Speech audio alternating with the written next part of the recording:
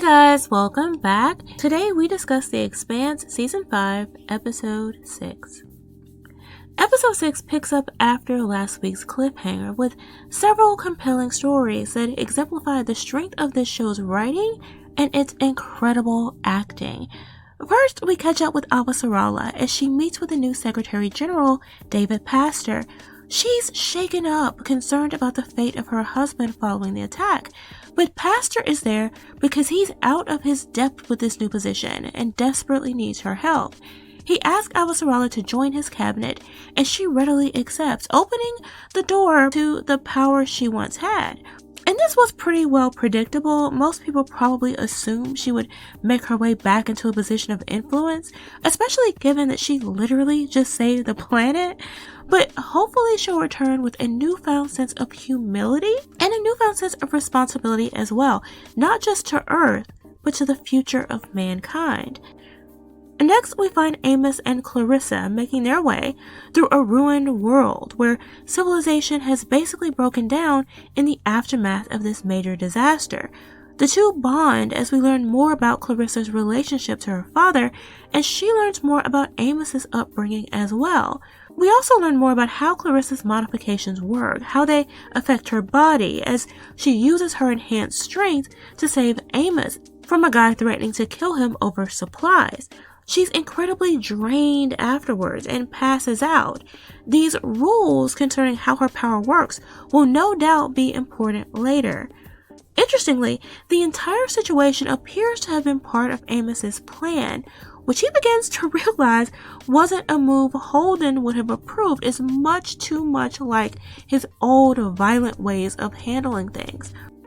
Speaking of which, Monica joins Holden on his military operation, and he gives her certain guest privileges on the ship. Knowing her, she'll take full advantage, and I'm sure we'll see the consequences of that in the next episode, but not much more happens with that. Then there's Alex and Bobby, who score a major win by blowing up an enemy ship.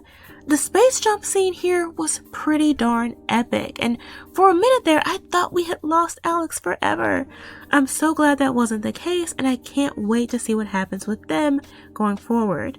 But the main plot points of this episode, the most interesting part for me, takes place on Marcos Inaros' ship.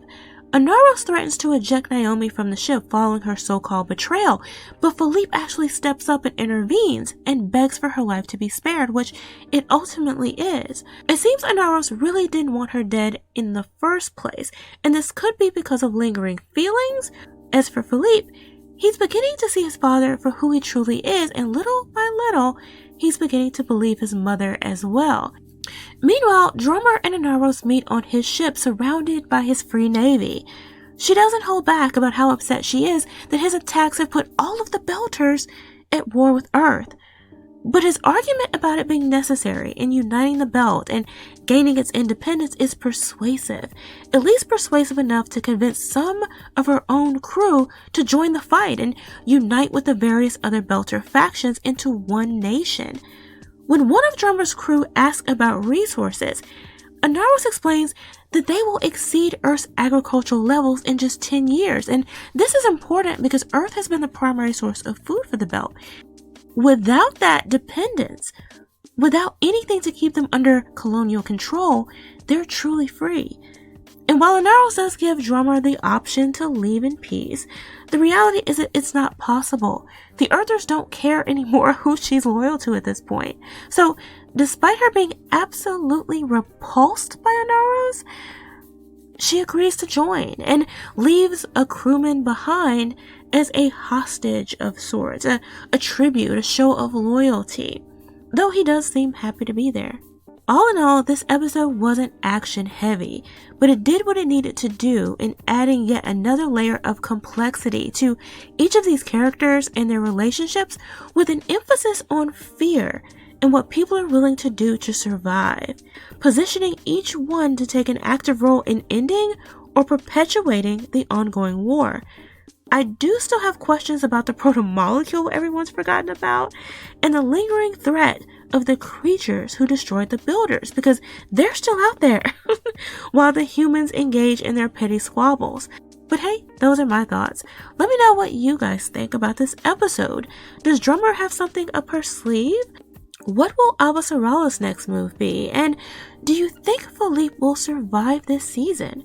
Let's discuss in the comments below. Thanks for watching. Remember to like, comment, share, and subscribe. And I'll see you next time.